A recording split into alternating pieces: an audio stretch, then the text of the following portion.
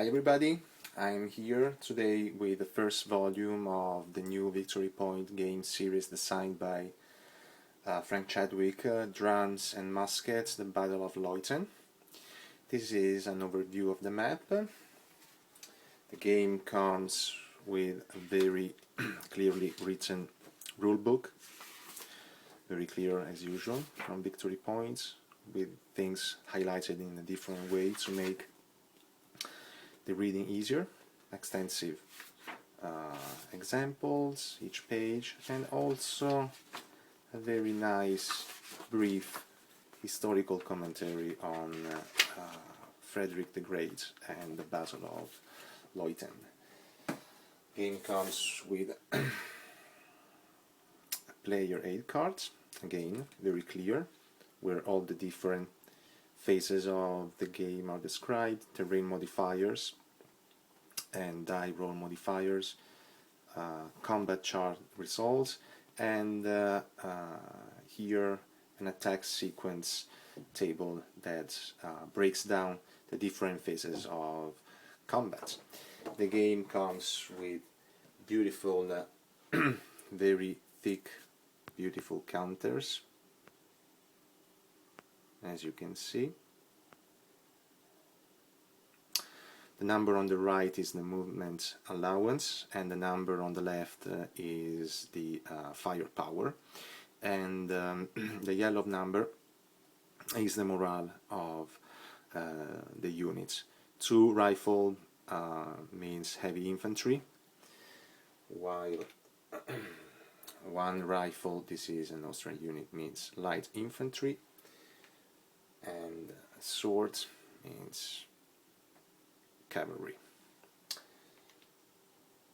Some units also have the sign of a cannon, which means artillery support.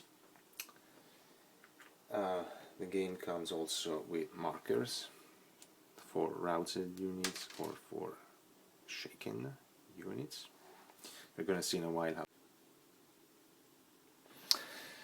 Okay, this is the most interesting aspects of the game, the morale track. I will start from this one so that it'll give you an idea of how the game works, besides rules regarding movement, facing, and stuff like that. This is the morale track. As you can see, every corps of an army is given 1 sheet with a number, in this case 5, which means that at the beginning of the game this must be put on the number 5, on the box number 5 of the morale track. Now, what happens? Every time, for example, this is the kill corps. Every time a unit belonging to this corps routes, and the way that unit can route is, of course, after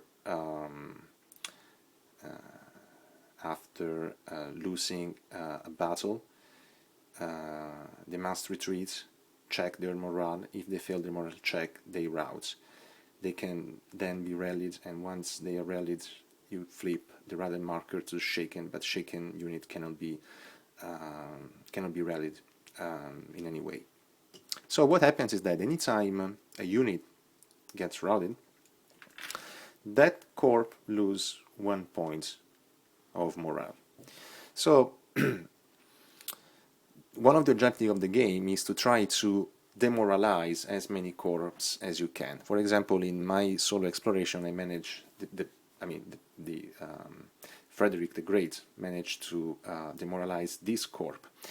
What happens when a corps is demoralized? You flip the marker from 3, in this case, to 0, and you place it on the demoralized box of the track.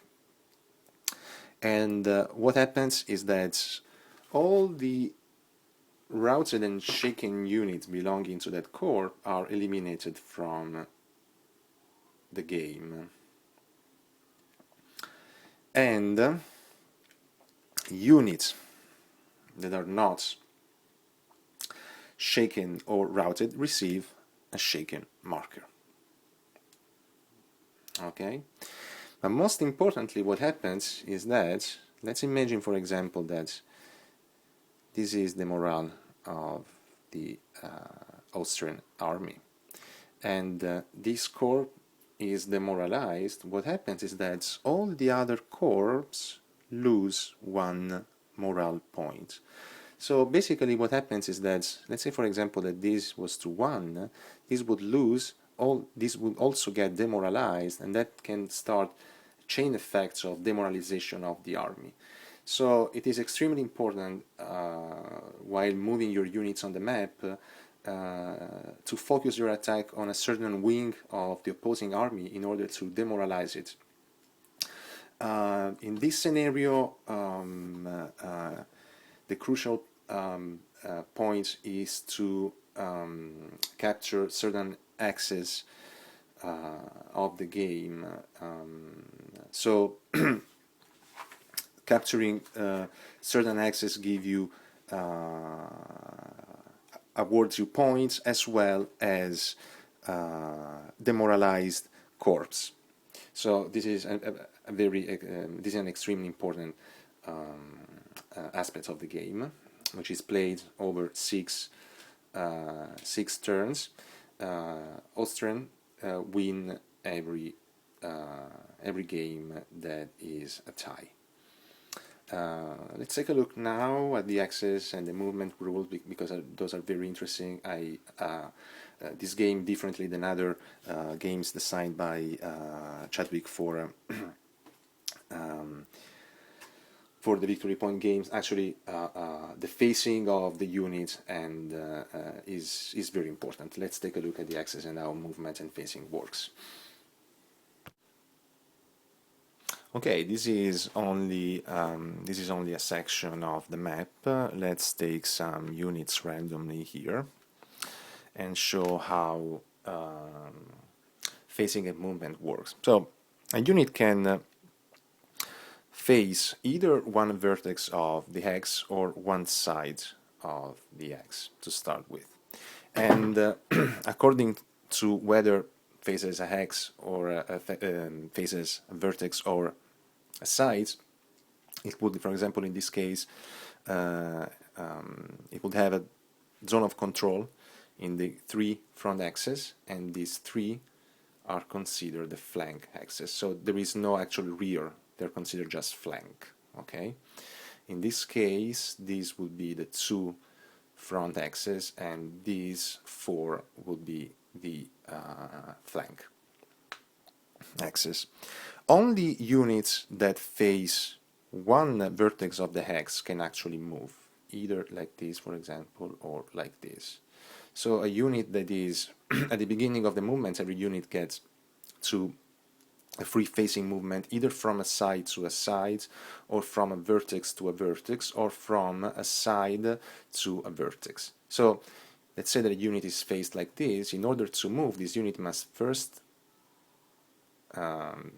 change facing and then move. Of course, there are modifiers if a unit is attacked for flank attacks. Here, the combat is very easy to resolve. Every unit that has the cannon symbol can add 1 to its firepower, or can add firepower to any adjacent unit, even if he's not adjacent to the unit that, let's say for example, cavalry is attacking this unit here.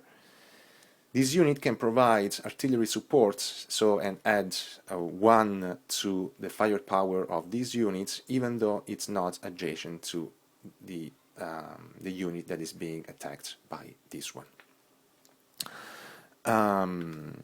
So it is extremely important to move your units correctly, and to try to keep the corps as united as possible.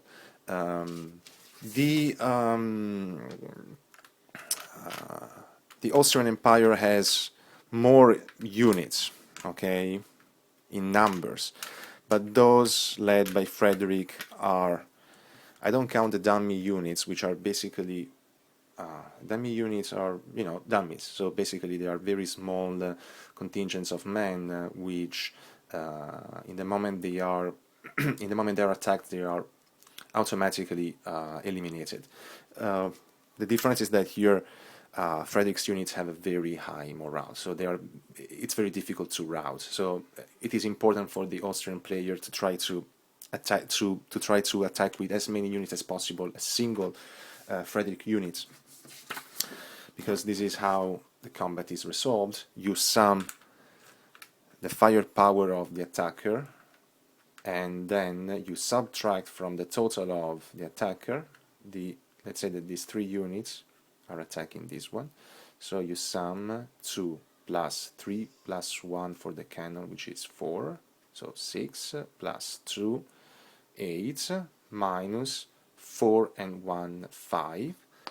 The difference is 3, so this is the column that you must look at. Defender retreats, and this means that the defender, after retreats 2 axes, must pass a morale check subtracting 2 to his morale. So let's say that this unit loses the combat, must retreat 2 axes, and instead of 6, it must subtract 2. The game gives you the option to use an historical scenario that is very nicely illustrated here in the rulebook, or a free setup with some restrictions, especially for the Austrian Empire, for which you can dispose the units in the way that you want, keeping them hidden. So there is also fog of war if you play in 2. But the corps must be together, so it doesn't matter where you position them, but every unit of the same corps must be no more than 1x away from each other. While the Frederick army has, you know, there is no restriction for the disposition of the corps. So basically this is how the units were positioned at the beginning of my game. What happened is that I moved this dummies unit here on the marsh here to block the advance, or at least to block or to delay the advance of the Austrian units from this side.